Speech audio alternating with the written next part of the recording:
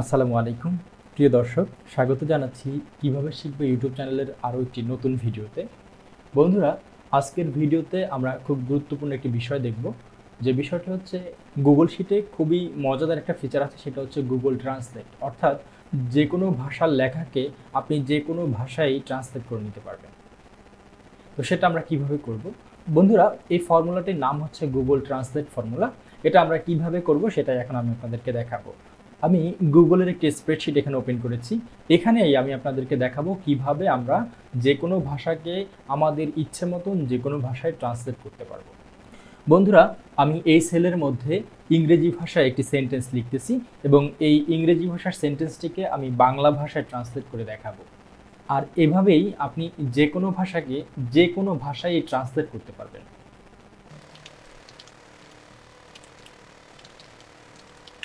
বন্ধুরা, আমি এখানে একটি সেন্টেন্স লিখেছি, বাংলাদেশ ইজ মাই মাদারল্যান্ড। এই যে সেন্টেন্সটি আমি লিখেছি, এই সেন্টেন্সটি আমি এই সেলের মধ্যে বাংলাতে ট্রান্সলেট করব। দেখুন বন্ধুরা, কত সহজে এটাকে আমি বাংলাতে ট্রান্সলেট করে নিতে পারবো। তো বাংলাতে ট্রান্সলেট করার জন্য আমরা যে ফর্মুলাটি ব্যবহার করব সেটি হচ্ছে গুগল ট্রান্সলেট ফর্মুলা। তো বন্ধুরা, আমরা সবাই জানি যে কোনো ফর্মুলা ব্যবহার করার আগে আমরা ইজ ইকুয়াল সাইনকে কল করব। ইজ ইকুয়াল সাইনকে কল করলাম, কল করার পরে আমি এখানে গুগল ট্রান্সলেট যে ফর্মুলাটি আছে সেটাকে কল করলাম। সেটাকে কল করার পরে এখন গুগল ট্রান্সলেট ফর্মুলার আর্গুমেন্ট আসলে কি? গুগল ট্রান্সলেট ফর্মুলার ফার্স্ট অফ অল যে আর্গুমেন্ট আছে সেটি হচ্ছে টেক্সট। টেক্সট কোনটা? যেই লেখাটাকে আমরা ট্রান্সলেট করতে চাচ্ছি। তো আমাদের এখানে টেক্সট হচ্ছে এই যে বাংলাদেশ ইজ মাই মাদারল্যান্ড, এটা। তারপরে হচ্ছে কি সোর্স ল্যাঙ্গুয়েজ, এটা হচ্ছে আমি যেই লেখাটাকে ট্রান্সলেট করব সেই লেখাটি অ্যাকচুয়ালি কোন ভাষায় লেখা, সেই ল্যাঙ্গুয়েজ সোর্সটাকে আমরা ধরিয়ে দেব। তারপরে যে আর্গুমেন্টটি আছে সেটি হচ্ছে টার্গেট ল্যাঙ্গুয়েজ। টার্গেট ল্যাঙ্গুয়েজ হচ্ছে আমরা ওই লেখাটাকে কোন ভাষায় ট্রান্সলেট করতে চাচ্ছি সেটা। তো এই তিনটি আর্গুমেন্টকে ফিল আপ করলেই কিন্তু আমরা আমাদের যে কাঙ্ক্ষিত ট্রান্সলেট সেটা কিন্তু আমরা পেয়ে যাব। তো আমরা সেটা একটু করে দেখি। এখানে ফার্স্ট অফ অল যে আর্গুমেন্টটি ছিল সেটি হচ্ছে টেক্সট। আমি টেক্সটটাকে ধরিয়ে দিলাম। টেক্সটকে ধরিয়ে দেওয়ার পর পরবর্তী আমার আর্গুমেন্ট ছিল সোর্স ল্যাঙ্গুয়েজ। এখন সোর্স ল্যাঙ্গুয়েজ হচ্ছে আমার এই যে সেন্টেন্সটি, এই সেন্টেন্সটি লেখা আছে কিন্তু ইংলিশ ভাষায়। এখানে ল্যাঙ্গুয়েজের সোর্স ব্যবহার করতে গেলে অবশ্যই আপনাকে ডাবল কোট কমা ব্যবহার করতে হবে।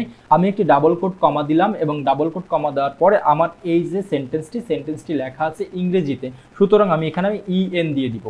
ইএন দেওয়ার পর আমি ডাবল কোট কমাকে ক্লোজ করলাম। ক্লোজ করার পর এখানে আমি কমা দিব। কমা দেওয়ার পর আমার কিন্তু সোর্স ল্যাঙ্গুয়েজের যে আর্গুমেন্ট ছিল সেটা কমপ্লিট হয়ে গেছে। এখন আমার যে আর্গুমেন্ট আছে সেটা হচ্ছে যে টার্গেটেড ল্যাঙ্গুয়েজ। এখন আমি বলেছিলাম যে এই ইংরেজি লেখাটাকে বাংলা ভাষায় ট্রান্সলেট করব, সুতরাং এখানে আমি ডাবল কোট কমা দিয়ে বিএন লিখে দেব। তবে বন্ধুরা, একটু খেয়াল করতে হবে, আপনার যে আমরা যে ভাষাগুলো নিয়ে এখানে কাজ করব সেই ভাষাগুলোর যে শর্ট ফর্মগুলো সেটা কিন্তু আমাদের জানতে হবে। এখন আমি যদি এই বাংলাকে বিএএন দিই তাহলে কিন্তু এই গুগল ট্রান্সলেট কাজ করবে না, সুতরাং এই শর্ট ফর্মগুলো আপনাকে জানতে হবে। তো আমি এখানে বিএন দিয়ে ডাবল কোট কমা ক্লোজ করে আমি ব্র্যাকেট ক্লোজ করে যদি এখানে ইন্টার প্রেস করি তাহলে দেখেন বন্ধুরা একটু লোডিং নিয়েছে।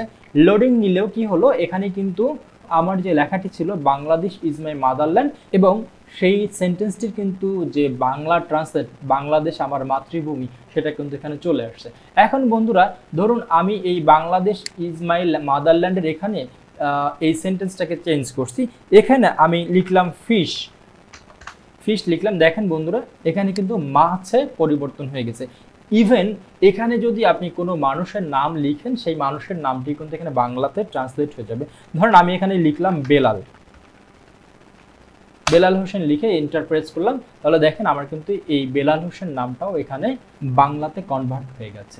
এভাবে করে আপনি কিন্তু যে কোনো ভাষাকেই যে কোনো ভাষায় ট্রান্সলেট করতে পারবেন।